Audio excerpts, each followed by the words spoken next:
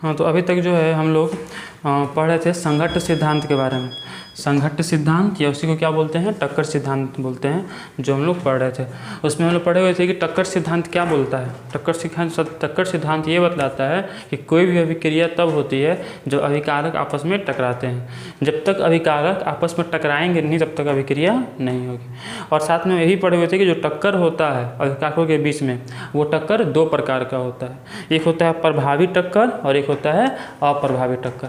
प्रभावी टक्कर क्या होते हैं, जिस टक्कर के फलस्वरूप उत्पाद बन जाता है उसको कहते हैं प्रभावी टक्कर, और जिस टक्कर के फलस्वरूप उत्पाद नहीं बनता है उसको कहते हैं अप्रभावी टक्कर। तो टक्कर हुआ दो प्रकार का, एक हुआ प्रभावी टक्कर और एक हुआ अप्रभावी टक्कर।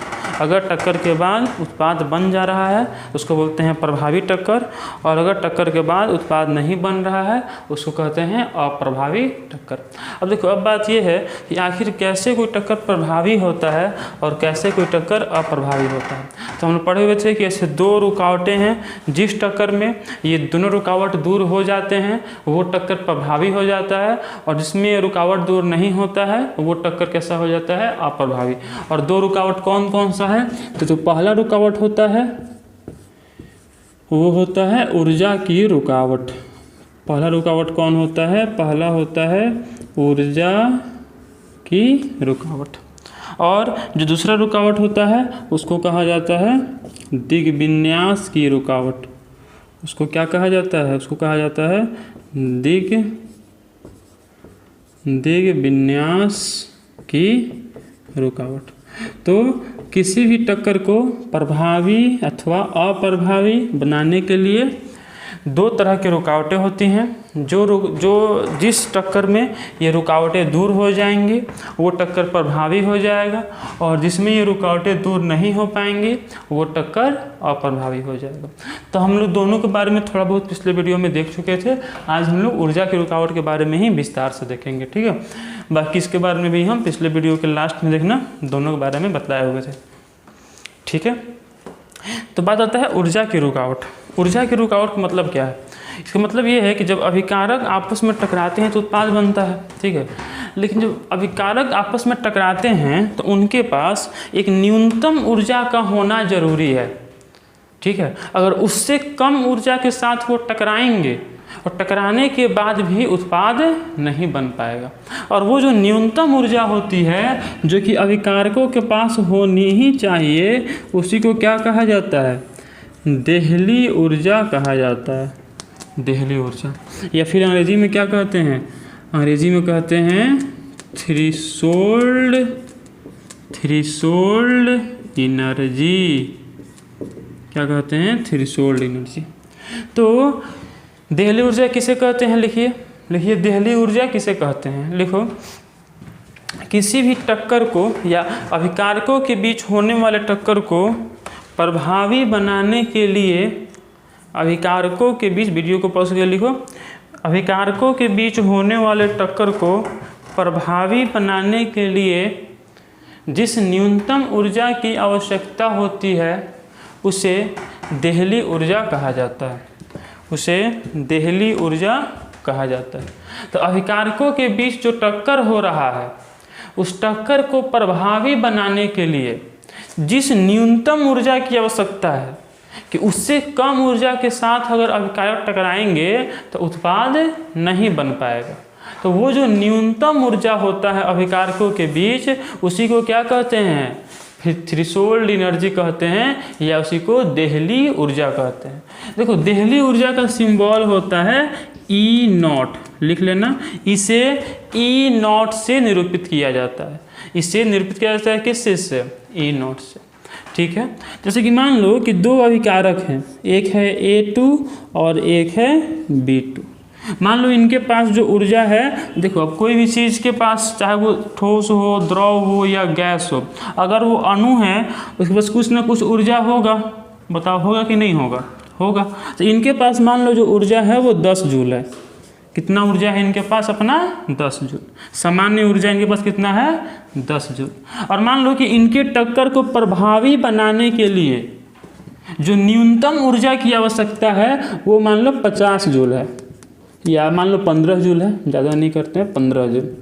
तो इनके पास कितना ऊर्जा है 10 जूल, और कितना ऊर्जा की आवश्यकता है 15 जूल। अगर 15 जूल ऊर्जा के साथ, अब होता है ना जूल ऊर्जा का मात्रक होता है, ठीक है, तो मतलब कि अगर 15 जूल ऊर्जा के साथ टकराएंगे तभी वो टक्कर प्रभावी हो पाएगा, अन्यथा अगर इससे कम के साथ टकराएंगे तो उत्पाद नहीं बन पाएगा। तो ये जो 15 जूल ऊर्जा है इसको क्या बोलेंगे, देहली ऊर्जा या फिर थ्रेशोल्ड एनर्जी, और उसी का सिंबल क्या होता है E0। लेकिन देखो इनके पास ऊर्जा कितना है 10 जूल। अब इस 10 जूल को 15 जूल पहुंचाने के लिए हमको क्या करना पड़ेगा, बाहर से देना पड़ेगा ऊर्जा। बाहर से कितना ऊर्जा देना पड़ेगा, तो कितना है 10 जूल, और 15 जूल पहुंचाना है तो बाहर से देना पड़ेगा 5 जूल ऊर्जा। और ये जो 5 जूल ऊर्जा है इसको बोला जाता है सक्रियण ऊर्जा। इसको क्या बोला जाता है, सक्रियण ऊर्जा, या फिर अंग्रेजी में बोलते हैं एक्टिवेशन एनर्जी। अंग्रेजी में क्या बोलते हैं, एक्टिवेशन एनर्जी। सिंबल होता है EA, सिंबल क्या होता है EA। तो देहली ऊर्जा और सक्रियण ऊर्जा समझ में आया। देहली ऊर्जा क्या है, तो अभिकारकों के बीच सार्थक टक्कर या फिर बोले प्रभावी टक्कर होने के लिए जितनी न्यूनतम ऊर्जा की आवश्यकता है उसको बोलते हैं देहली ऊर्जा। सिंबल क्या होता है E0।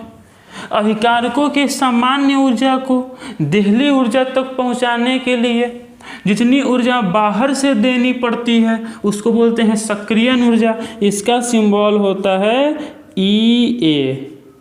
सिंबल क्या होता है EA, एक्टिवेशन एनर्जी। ठीक है, तो अब देखो एक बात लेकिन ध्यान देने वाला है कि किसी भी अभिक्रिया में कभी भी EA 0 नहीं हो सकता है। मतलब हर एक अभिक्रिया में हमको कुछ ना कुछ ऊर्जा बाहर से देना ही पड़ता है।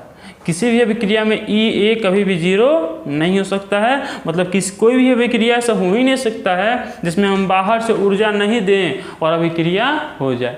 हमको उसमें कुछ ना कुछ ऊर्जा बाहर से देना ही पड़ता है।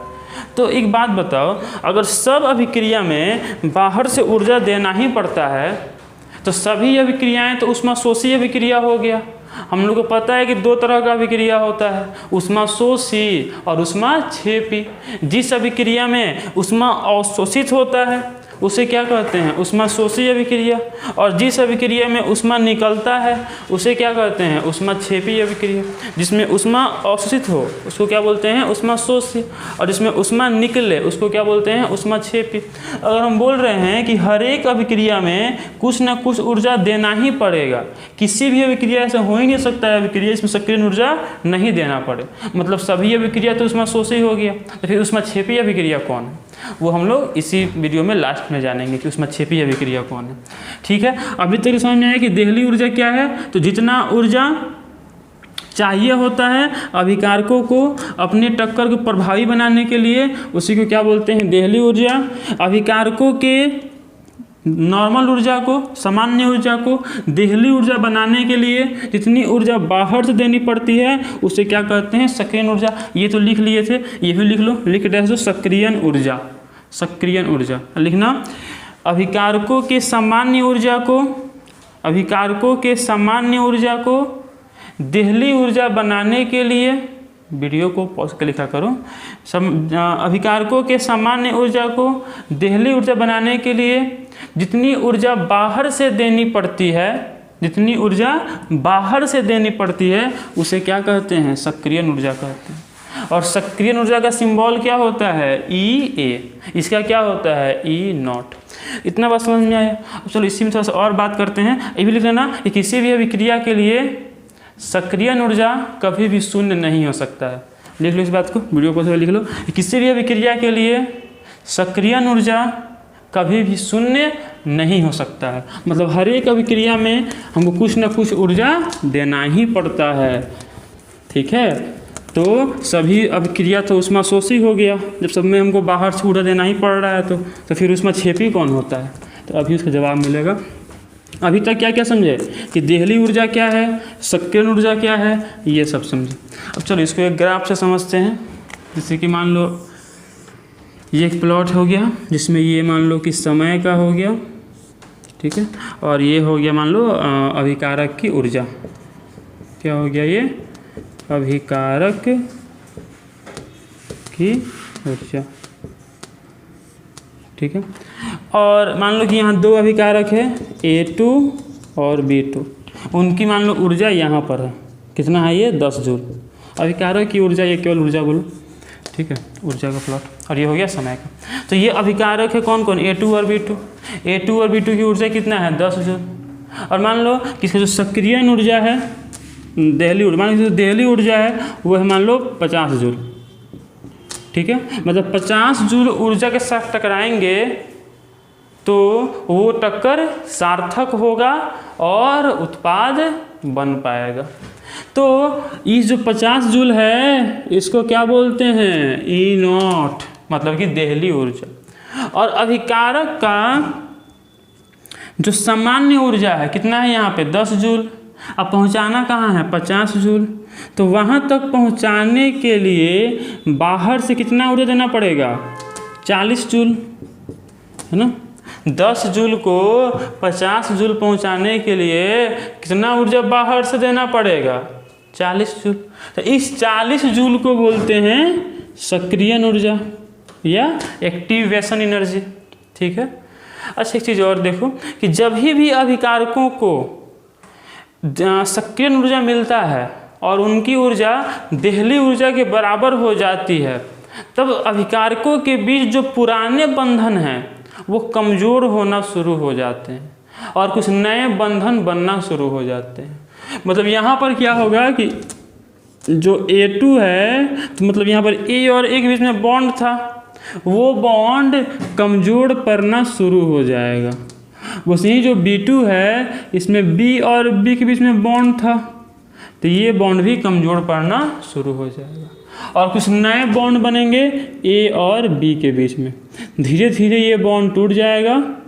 तो ये बॉन्ड टूट जाएगा ना, हाँ, ये बॉन्ड टूट जाएगा, यहाँ पर AB और यहाँ पर AB उत्पाद बन गया। लेकिन अभी छोटो भी नहीं टूटा।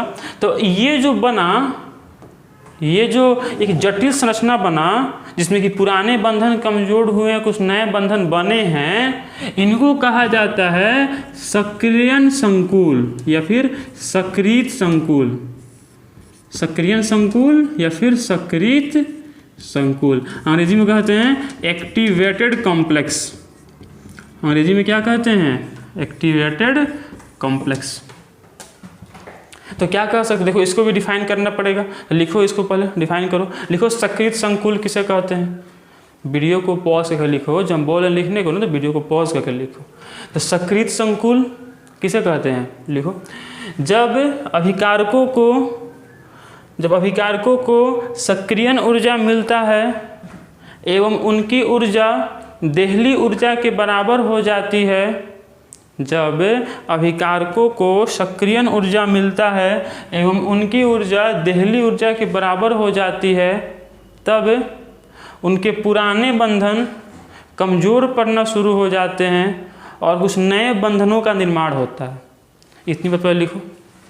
उनके पुराने बंधन कमज़ोर पड़ना शुरू हो जाते हैं और कुछ नए बंधनों का निर्माण होता है। इस जटिल संरचना को संकृत संकुल कहा जाता है। इस जटिल संरचना क्या कहा जाता है? सक्रिय संकुल कहा जाता है। इसमें क्या होता है कि पुराने बंधन कमज़ोर हो जाते हैं और कुछ नए बंधन बनते हैं। उसके बाद देखो क्या होता है, ये जो सक्रिय संकुल बनता है ये बहुत ज़्यादा अस्थायी होता है, मतलब ये अस्थायी नहीं होता है। तो ये ऊर्जा बहुत ज़्यादा है। और ध्यान रखो, जिस चीज़ के पास ऊर्जा जितना ही ज़्यादा, उसका अस्थायित्व, उसका स्टेबिलिटी उतना ही कम, है ना। हमेशा याद रखो, हमेशा काम आएगा केमिस्ट्री में नहीं हर जगह काम आएगा कि जितना ज़्यादा ऊर्जा उतना कम अस्थायित्व, उतना कम स्टेबिलिटी, और जितना कम ऊर्जा उतना ज़्यादा स्टेबिलिटी, ठीक है। तो इसकी ऊर्जा बहुत ज़्यादा है, जिसकी इसको अभी अभी बाहर से मिल गया है ना। बाहर से क्या मिल गया है? सक्रिय ऊर्जा मिल गया है। इसकी ऊर्जा बहुत ज़्यादा बढ़ गई है। तो क्या होगा कि उसका ऊर्जा कम होना शुरू होगा। ठीक है। और यहाँ मतलब ये बहुत अस्थायी होगा, जिसमें से ऊर्जा निकलना शुरू होगा, और ऊर्जा निकलते निकलते निकलते ऊर्जा मान लो यहाँ तक पहुँच गया, और यहाँ पहुँचने के बाद जो उसके पुराने बंधन थे वो टूट गए और नए बंधन बन गए, और ये क्या बन गया, AB बन गया। कितना AB बना, 2AB बना। अब ये बताओ कि ये जो 2AB बना, ठीक है, इसमें जो बनने के दौरान जो ऊर्जा निकला है, वो ऊर्जा, जितना ऊर्जा ये अवशोषित किया था उस ऊर्जा से ज़्यादा है कि कम है, देख के बताओ। अवशोषित कितना किया था, 40 जूल, और निकला कितना है, इतना। देखो ये 40 जूल से ज़्यादा है कि कम है, ज़्यादा है ना। देखो यहाँ तक में 40 जूल है, उसके बाद फिर ये 2-3 जूल नीचे ना है, मतलब ये 42 या 43 जो भी है यहाँ पर 40 जूल से ज़्यादा है। मतलब जितना ऊर्जा ये अवशोषित किया था उससे अधिक ऊर्जा निकाला है। इस तरह के अभिक्रिया को ही ऊष्माक्षेपी अभिक्रिया कहते हैं। इसको क्या कहते हैं, ऊष्माक्षेपी। मतलब कि ऊष्माक्षेपी अभिक्रिया वो नहीं होता है जिसमें कि ऊर्जा मतलब निकले और सक्रिय ऊर्जा नहीं हो, सक्रिय ऊर्जा सब में रहेगा। लेकिन ऊष्माक्षेपी अभिक्रिया उसको कहते हैं जिसमें जितना ऊर्जा निकले वो ऊर्जा, जितना ऊर्जा एब्जॉर्ब हुआ, जितना ऊर्जा अवशोषित हुआ उस ऊर्जा से ज़्यादा हो। यहाँ पर एब्जॉर्ब कितना हुआ, 40 जूल, और निकला कितना, उससे ज़्यादा। तो ये ग्राफ किसके लिए हो गया, ऊष्माक्षेपी अभिक्रिया के लिए हो गया। मान लो कि ग्राफ अगर यहीं पे ख़त्म हो गया रहता यहाँ पर, अब बताओ ये ग्राफ ऊष्माक्षेपी के लिए हुआ कि ऊष्माशोषी के लिए हुआ। देखो इसमें एब्जॉर्ब कितना हुआ, 40 जूल, और निकला कितना, इतना ही निकला। क्या 40 जूल है, नहीं है। तो ये कैसा अभिक्रिया हुआ, ऊष्माशोषी अभिक्रिया। जितना ऊर्जा ये एब्जॉर्ब किया था, अवशोषित किया था, उससे कम ऊर्जा ये निकाला, तो इसको क्या बोलेंगे, ऊष्माशोषी अभिक्रिया बोलेंगे। ठीक है, तो ये हो गया ऊष्माशोषी अभिक्रिया, और इसके पहले वाला हो गया। तो समझे बात को ना, कि ऊष्माक्षेपी और ऊष्माशोषी अभिक्रिया कौन होता है, तो सक्रिय ऊर्जा सब में होता है, लेकिन सक्रिय संकुल से उत्पाद बनते समय जितना उत्पाद बनते समय कितना ऊर्जा निकल रहा है, इस पर डिपेंड करता है कि वह अभिक्रिया ऊष्माक्षेपी है या ऊष्माशोषी है। अगर निकलने वाला ऊर्जा एब्जॉर्ब होने वाले ऊर्जा से ज़्यादा है, तो उसको क्या कहते हैं, ऊष्माक्षेपी अभिक्रिया। और अगर कम है उसको क्या कहते हैं, ऊष्माशोषी अभिक्रिया। ठीक है, देखो अब पहले वाला फिर से बनाते हैं। तो ये कैसे बनाए थे, ये कुछ ऐसे था, और यहाँ पर 2AB था। ये बताओ ऊष्माक्षेपी के लिए था कि ऊष्माशोषी के लिए था, ऊष्माक्षेपी के लिए था, क्योंकि एब्जॉर्ब हुआ इतना और निकला इतना, है ना। जितना एब्जॉर्ब हुआ उससे ज़्यादा निकला। अब देखो एक और चीज़ होता है जिसको बोलते हैं उत्प्रेरक। ठीक है, अब बात है कि उत्प्रेरक क्या करता है, पहले नाम सुने उत्प्रेरक का। उत्प्रेरक बाद देखो विस्तार से पढ़ना है, जब हम लोग पढ़ेंगे पृष्ठ रसायन चैप्टर, एक चैप्टर है सरफेस केमिस्ट्री, मतलब कि पृष्ठ रसायन। जब पृष्ठ रसायन पढ़ेंगे तो वहाँ हम लोग विस्तार से जो है बात करेंगे उत्प्रेरक के बारे में। अभी क्यों समझो थोड़ा सा उत्प्रेरक के बारे में, उत्प्रेरक होता है क्या है।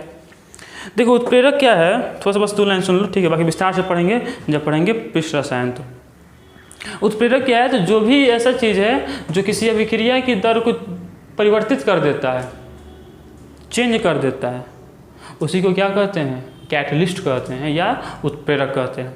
तो उत्प्रेरक वह चीज़ होता है जो किसी अभिक्रिया की दर को परिवर्तित कर दे, चेंज कर दे। हम ये नहीं बोल रहे हैं कि बढ़ा दे या घटा दे, है ना, बढ़ा भी सकता है घटा भी सकता है। बढ़ाता है तो बोलते हैं धन उत्प्रेरक, पॉजिटिव कैटलिस्ट, और उत्प्रेरक को अंग्रेजी में कैटलिस्ट कहते हैं। और घटाता है तो बोलते हैं ऋण उत्प्रेरक, मतलब कि निगेटिव कैटलिस्ट। ठीक है, और मान लो केवल बोल रहे हैं हम उत्प्रेरक, तो इसका मतलब क्या है, धन उत्प्रेरक की ऋण उत्प्रेरक। बताओ, धन उत्प्रेरक की ऋण उत्प्रेरक।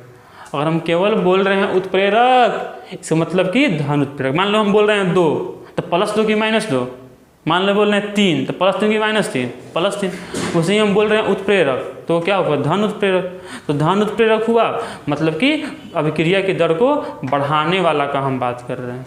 घटाने में बात करेंगे तो क्या हो जाएगा, वो हो जाएगा ऋण उत्प्रेरक। ठीक है, तो अभिक्रिया की दर को जो उत्प्रेरक है वो परिवर्तित कर देता है, बढ़ा भी सकता है और घटा भी सकता है। ठीक है। तो यहाँ पर अब बात यह है कि आखिर कैसे बढ़ा देता है या कैसे घटा देता है। देखो तो यहाँ पर जो उत्प्रेरक है वो करता कुछ नहीं है, बस इतना करता है कि जो सक्रियण ऊर्जा है उसको कम कर देता है। किसी भी अभिक्रिया के लिए जो सक्रियण ऊर्जा है उसको कम कर देता है। जैसे पहले ऊर्जा सक्रियण ऊर्जा कितना था 50 जूल, और मान लो कि इसमें उत्प्रेरक यूज़ कर लिया गया, तो उत्प्रेरक यूज़ करने के बाद इसी का जो ग्राफ है इस अभिक्रिया का, वो ग्राफ कुछ ऐसा बन जाएगा, समझे, कुछ ऐसा ग्राफ बनेगा। देखो तो इसमें भी अभिकारक यही है, उत्पाद यही है, लेकिन जो देहली ऊर्जा है और जो सक्रियण ऊर्जा है वो तो घट गया। मतलब कि देहली ऊर्जा घटा, सक्रियण ऊर्जा अपने आप घट गया।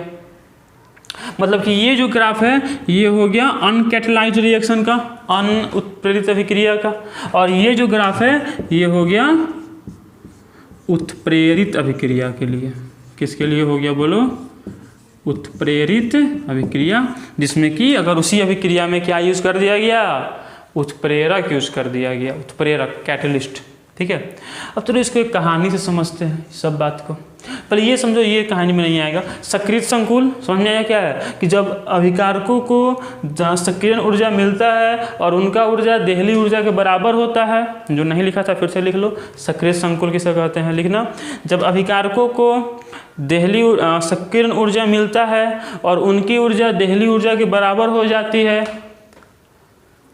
तब अभिकारकों के बीच मौजूद पुराने बंधन कमज़ोर पड़ते हैं और कुछ नए बंधनों का निर्माण होता है। इस जटिल संरचना को सक्रिय संकुल कहा जाता है। लिख लिए, वीडियो को पॉज करके लिख लो, इसको बार बार पीछे करके देखो, लिख लो। ठीक है। अब चलिए इसको कहानी समझते हैं। मान लो कि कोई इंसान है, कोई एक आदमी है जिसको दुकान लगाना है।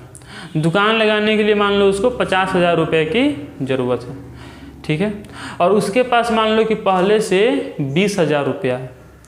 तो वो जो 50,000 रुपये की ज़रूरत है दुकान लगाने के लिए, उस 50,000 रुपये को बोलेंगे देहली ऊर्जा। जी उतना रहेगा तो अभिक्रिया हो जाएगा, दुकान लग जाएगा। तो 50,000 क्या हुआ? देहली ऊर्जा। उसके पास कितना है? 20,000।